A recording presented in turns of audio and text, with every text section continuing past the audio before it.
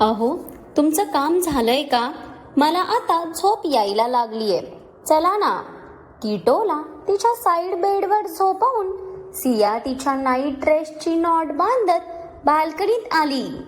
कारण आज अग्निदेवांनी बाल्कनीलाच त्यांची स्टडी रूम केलेली वाटतं. तिथेच केव्हाचा काम करत बसला होता तो.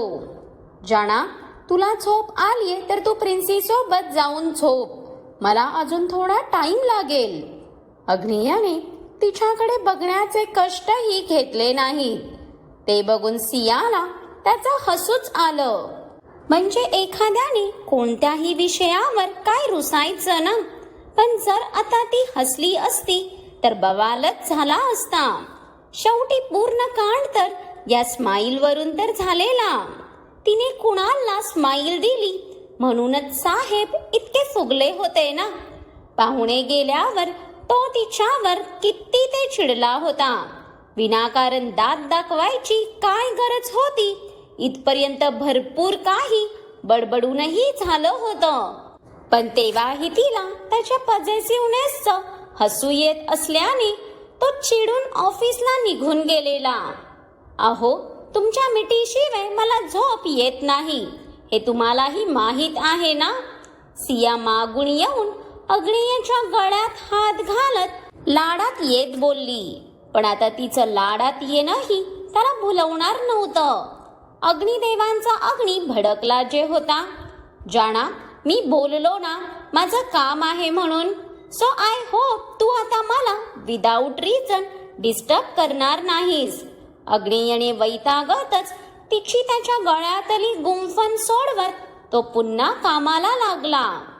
काय यू थिंक की मी तुम्हाला डिस्टर्ब करतीये का? घ्या. म्हणजे आता त्याने रुसायच्या ऐवजी हीच एक शब्द घेऊन नाचू लागली. ते बघून अग्नियला तर कुठे डोकं अप टू असं झालं. म्हणजे त्याने तिला काही बोलायची खोटी की या मॅडम तर तलवार घेऊन उभ्याच असायच्या. त्यात अजून एक धारदार शस्त्र होतं तिच्याकडे. ते म्हणजे तिचे अश्रू, जे बघता क्षणी त्याचं मन तर अगदी क्षणातच सरेंडर करून मोकळं व्हायचं. काय करणार, तिच्या बाबतीत त्याचं मन जरा जास्तच हळवं झालेलं. पण आजचा रागही जरा जास्तच हावी झालेला वाटतं. हो, सध्या तरी माझ्या महत्वाच्या कामात तू मला डिस्टर्बच करत आहेस म्हणून सांगतोय, जाऊन शांत झोप. यावेळी अग्नेयने तिच्यावर काहीशी कडक नजर रोखताच झालं. मॅडमने लगेच ब्रह्मास्त्र बाहेर काढलं ना. आणि तिच्या डोळ्यात चमकणारे ते मोती बघून तिथे अग्नेयचा राग धारातीर्थी पडला. मुंबईतल्या समुद्राला हिच्या डोळ्यातल्या पाण्याचाच सप्लाय व्हायचा वाटतं. जाणा, तो दीर्घ श्वास घेत स्वतःचा राग शांत करत तिच्या समोर हात करणार. ठीक आहे, तुम्ही करा तुमचं हे महत्वाचं काम. मी आता तुम्हाला अजिबात म्हणजे अजिबात डिस्टर्ब करणार नाही. एक स्माईल काय दिली, सकाळपासून माझ्यावर उकळूनच बसला आहात. स्वतःचे जवानीतले कांड विसरलात का तुम्ही? सगळं करून सवरून आता तुम्ही देवपूजेला बसला आहात आणि मला बोलत आहात. शोभतं का हे तुम्हाला? पण स्वतःला कशाला काही बोलणार ना तुम्ही? ते तर मी होते म्हणून तुमच्यासारख्या राक्षसाला हँडल करतीये. राग बघितलाय का कधी स्वतःचा? प्रत्येक टाइमला उकडलेल्या बटाट्यासारखे फुगत असता. पण जाऊ दे, आता बेबी झाल्यावर घरातली बिर्याणी ही माणसाला शिळीच लागते. म्हणे मी डिस्टर्ब करत आहे. आता जर मला डिस्टर्ब करायला आलात ना तर तुम्हाला सरळ रूम बाहेरच काढेन. त्याच्या रागाने शांत बसेल ती सिया कसली ना. भले त्याच्या डोळ्यातला राग बघून तिला रडू येत होतं. पण रडता रडताही मनातली सर्व भडास काढूनच मॅडम आता शांत निघून गेल्या. तसा इथे अग्नेय तर तिला पाहतच राहिला. त्याचा चेहऱ्यावरून अगदी निरागस दिसणारा हा आगाऊ प्राणी भडकल्यावर त्याच्यापेक्षा जास्त गरम आगीचा गोळा होतो हे फक्त त्यालाच तर माहीत होतं.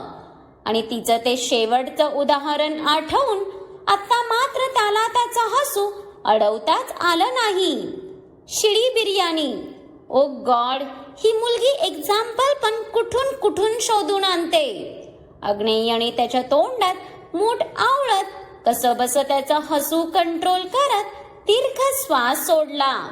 काय करणार आता, जर तिने त्याला हसताना बघितलं असतं तर जास्तच विषय झाला असता. ही कार्टी त्याला खूप दमवून सोडायची. चला अग्नी, चूक कोणाचीही असली तरी बॅकवर्ड तर तुम्हालाच घ्यावं लागणार आहे. एक वेळ माझी प्रिन्सी मोठी होईल तरी माझी प्रिन्सेस कधीच मोठी होणार नाही आणि माझ्या समोर तर नाहीच नाही. बोलता बोलताच अग्नेय गालात हसत त्याचा लॅपटॉप बंद करून आत आला तर त्याला त्याची जाणा ब्लँकेटमध्ये गुटळून बेडच्या एका कोपऱ्याला झोपलेली दिसली. रागाने अगदी कोपरा पकडलेला तिने. त्यातही मिटलेल्या डोळ्यातून येणारं पाणी उपड्या हाताने पुसणं चालू होतं मॅडमचं. अग्नेय तिच्याकडे बघून नकारार्थी मान हलवत आधी त्याच्या प्रिन्सी जवळ आला तर त्याची मिनी शेरनी अगदी थाटात हातपाय पसरून झोपली होती. तिच्या मम्मासारखं छोट्या छोट्या गोष्टीवर रडणारा पीस नव्हता तो. Good night my angel, dada loves you a lot. अग्नेयने झुकून किटोच्या कपाळावर ओठ टेकवत तिच्या अंगावरचं ब्लँकेट नीट करत तो आता त्याच्या बेडवर आला तर अजूनही त्याचा आगाऊ पाखरू गुरफटून बसलं होतं. Princess, now don't cry, come here. अग्नेयने आता जिभेवर मधाचा गोडवा आणत तिच्याकडे हात पसरवला पण मॅडमने स्वतःच्या शरीराला हलवण्याचे अजिबात कष्ट देखील घेतले नाहीत. आता ती त्याला डिस्टर्ब करणार नव्हती ना. जाना, झोप आलीये ना तुला, मग ये ना इथे राजा. अग्नेयला त्याच्या या रुसलेल्या पाखरावर खूपच प्रेम येत होतं. रुसल्यावर तिचं भडकलेलं सौंदर्य त्याला अजूनच वेड लावायचं. त्याने एक नजर परत त्याच्या प्रिन्सीकडे बघितलं पण बेबी बू तिच्या मॉम डॅडला नेहमीसारखी कंप्लीट प्रायव्हसी देत डाराडूर झोपल्या होत्या. त्याचं एक लेकरू तरी निदान समजूतदार होतं म्हणायचं. आता न राहून अग्नेयाने सियाकडे सरकत तिला मागून मिठीत घेतलं.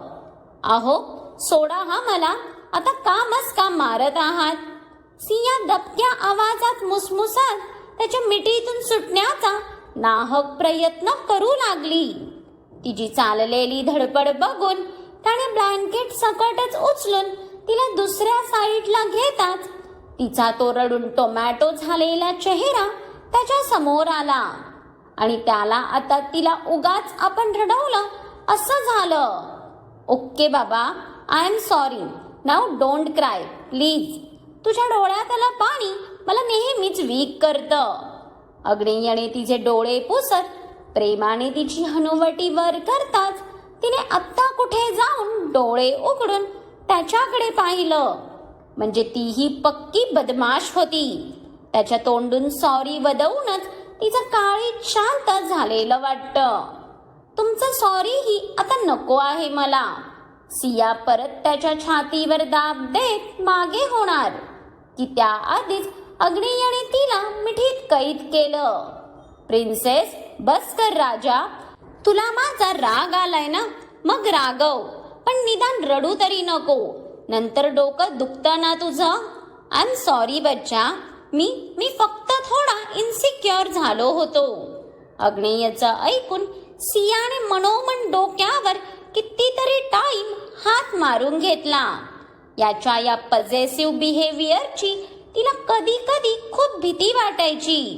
अहो, परत जर अशा छोट्या छोट्या गोष्टीवरून विनाकारणची चिडचिड केलात तर मी तुमच्यावर रुसून बसेन. हा, आपलं ठरलं होतं ना आरूसाठी नाटक करायचं म्हणून. मग मध्येच काय त्या एका स्माईलला घेऊन पजेसिव्ह झालात तुम्ही. अहो, लग्न झालंय आपलं, ते पण एकदा नाही दोनदा. एक बेबी आहे आपल्याला. आता तुमचं इतकं पजेसिव्ह वागणं शोभतं का? आता काहीही झालं तरी तुमची सिया तुम्हाला सोडून कुठेच जाणार नाही आहे. तुम्ही आणि कीटो जग आहात माझं. सियाच्या समजवण्यावर आता कुठे जाऊन अग्नेयचं हृदय शांत झालं. तरी सिया एकटीच किती वेळ बडबडत त्याला समजवत बसलेली.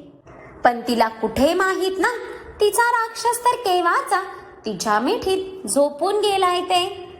इकडे हे कपल तर निवांत झोपून गेलं होतं, पण तिकडे त्या दोघांची झोप पुरती उडाली होती. दोघही आपापल्या रूममध्ये अगदी अस्वस्थ होऊन बसले होते.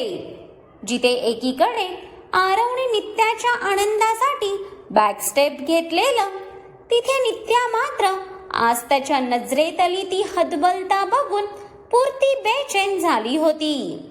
नक्की काय काय समजतो हा स्वतःला? म्हणजे इथे मी मांडवात बसल्यावर हा याचा प्रपोजर घेऊन येणार आहे का? आजही काही न बोलता सरळ निघून गेला. म्हणजे मी काय वेडी म्हणून तिथे उभी होती का? तेही ऑफिसलाही न जाता साईडवर जाऊन बसला. म्हणजे मला त्याचं तोंडही परत दिसू नये. अजून किती किती पळणार आहे हा माणूस? पळून पळून मिल्खा सिंगचा रेकॉर्ड तोडायचा आहे का ह्याला? आणि जायचंच होतं तर त्या चिचुंद्रीलाही घेऊन जायचं ना. तिच्या आईची चिठ्ठी चोरल्यासारखी दिवसभर ती मला म्हारक्या म्हशी सारखी रागात बघत बसलेली. अरे त्या माकडीनीचा मला घुरत बसण्याचा काय संबंध ना? स्वतःच अचानक कुठून तरी प्रकट होऊन माझ्या सीटवर बिना तिकीट येऊन बसलीये ही बया. त्यात माझ्यावरच रोप झाडतीये. तिला तर मी नंतर बघतेच. आधी या भुरट्याला बघते. आता माझ्या पेशन्सची लिमिट क्रॉस करतोय हा माणूस. ह्याला तोंड उघडायचं नाही ना? तर मग आता ह्याचं तोंड कसं उघडत नाही तेच बघते मी. नित्या डोळ्यातलं पाणी पुसत मनाशी काहीतरी ठरवून टणटणतच बाहेर पडली आणि तिने जाऊन आरवचा डोअर वाजवला. आज साहेब डोअर बंद करून बसलेले वाटतं. डोअरच्या आवाजाने आरवने सोफ्यावर टाकलेली मान वर करत काहीस गंभीर नजरेने वॉच चेक करत दरवाजाकडे बघितलं. कारण ह्यावेळी कोण आलं असणार याची त्याला पूर्ण कल्पना होती. यार, रात्रीचे 2 वाजून गेलेत तरी ही मुलगी भूतासारखी फिरत आहे. हिला काय रात्रीची झोप येत नाही की मला 4 गोष्टी ऐकवल्याशिवाय हिला बरं वाटत नसेल?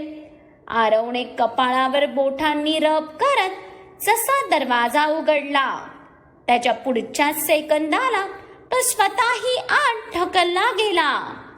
What the? अडखळून मागे पडायला त्याने कसंबसं स्वतःला सावरत समोर बघितलं तर एवाना नित्या मॅडमने आत येत रागात त्याच्या रूमचा दरवाजा लावून घेतला होता आणि ती दरवाजाला टेकून रागातच आरवकडे बघत होती.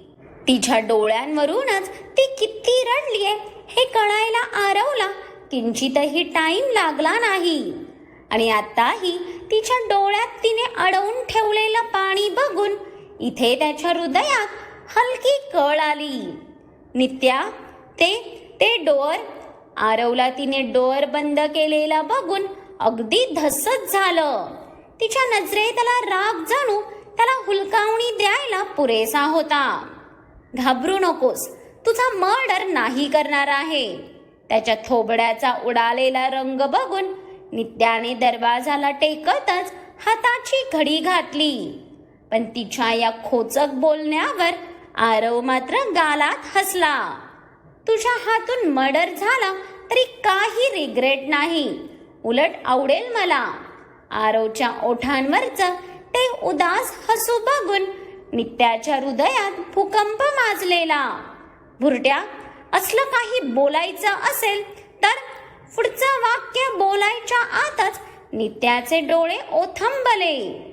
ते बघून इथे आरवचे डोळेच मोठे झाले. नित्या, तू रडत आहेस, बट वाय? काय झालं सांगशील का? आरव तिला रडताना बघून लगबगीत तिच्या जवळ यायला तिने रागातच त्याला पुन्हा धक्का मारला.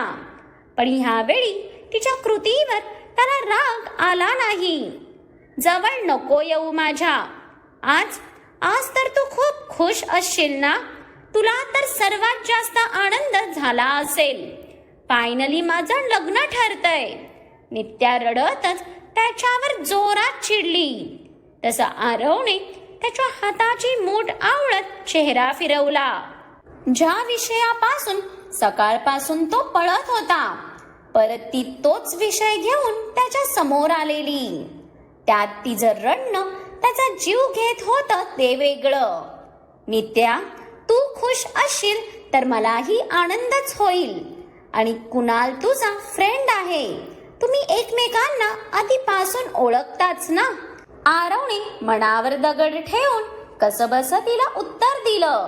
पण तिचं नावही दुसऱ्यासोबत जोडताना त्याला किती त्या वेदना होत होत्या. चुप, एकदम चुप. तसंही तुला तर मी या घरात नकोच होते ना, म्हणून मागच्या वेळेस मला ओढत मेन्शन बाहेर फेकलेलंस तू. खूप तिरस्कार करतोस ना तू माझा. ते पण इतका की माझं तोंडही बघायचं नसतं तुला. नित्या आता इतकी भडकली होती की तिच्या डोळ्यातून अश्रू अक्षरशः ओथंबून वाहत होते. नित्या बेबी, आपण शांततेत बोलायचं का? तू प्लीज शांत होशील का? काय झालं ते तू नीट मला सांगशील का बाळा? तिची हालत बघून आरवचे डोळेही भरून आले. त्याच्या वागण्याचा ती किती त्रास करून घेत होती. बेबी नाही बोलायचं हा मला. ती तुझी पांढरी पाल तुला बेबीच बोलते ना, त्यामुळे माझ्या समोर अजिबात बेबी बेबी करायचं नाही. त्याने बेबी बोलायला उशीर की नित्या श्रीजाला आटवून आणखीनच खवळली. हा रागही तिच्या ताकदी पलीकडे असल्याने तिचं पूर्ण अंग थरथरत होतं. पण तिचं ऐकून इथे आरवने मनातच कपाळावर हात मारून घेतला ना. इतक्या रागातही श्रीजाच्या नावाचा उद्धार करायला मॅडम विसरल्या नाहीत. Okay fine, I am sorry. तू शांत हो बघू. तुला काही त्रास होतोय का? मी भाई आणि वहिनीला बोलवून आणतो, थांब. आरव नित्याचा लाल पडलेला चेहरा बघून घाबरून काळजीने बाहेर पडणार. आरव, मला ते नको तर तू हवे आहेस हे का कळत नाही आहे तुला? नित्याने आता रडतच त्याच्यावर जोरात ओरडत त्याला परत मागे ढकलताच आरव मागच्या बेडवर जाऊन पडला. पण तिच्या शेवटच्या वाक्यावर तो इतका शॉक झालेला की त्याला तो पडल्याचंही भान राहिलं नाही. मग काय वाटतं तुम्हाला? आता नित्या शेवटी आरवच्या तोंडातून स्वतःच वदवून घेणार का? की आता तीच तिच्या भावना त्याच्या समोर एक्सप्रेस करून मोकळी होईल? त्यासाठी पुढचा फक्त नीरवचा गुलाबी भाग आवर्जून बघा. आणि आजचा भाग आवडला असेल तर लाईक्स करा, खूप साऱ्या कमेंट्स करा आणि तुमच्या सर्व फ्रेंड्स सोबत ही स्टोरी शेअरही करा.